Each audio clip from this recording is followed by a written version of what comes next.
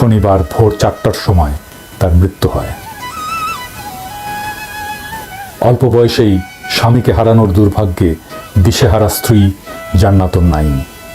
ছেলেদের নিয়ে কিভাবে সংসার চালাবেন, কিভাবে বাচ্চাদের বড় করে তুলবেন, ভবিষ্যৎ কি হবে, এসব চিন্তায় কোনো কুল কিনারা পাচ্ছেন না তিনিও।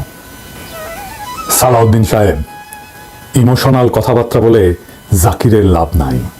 লাভ আপনার মতো শকুনদের, যারা জাকিরের রক্তের উপর দিয়ে ক্ষমতার মসনদে বসেন। কোনো ত্যাগ নাই, কোনো যন্ত্রণা নাই, শুধুই উপভোগ। ক্ষমতা, অর্থ, বিত্ত, সম্পদ, সম্মান, সবকিছু।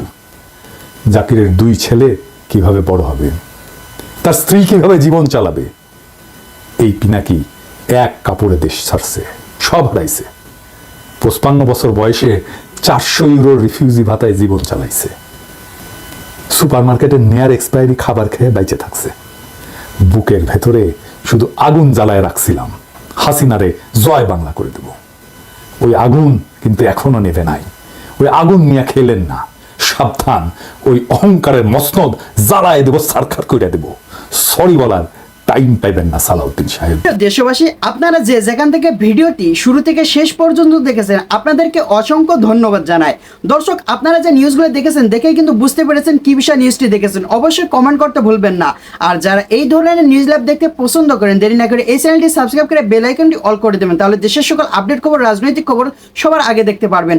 দর্শক, তাহলে বেশি কথা বাড়াবো না, সবাই ভালো থাকবেন, সুস্থ থাকবেন। দেখা হবে পরবর্তী দেশের কোনো আপডেট খবর অথবা নিউজ নিয়ে।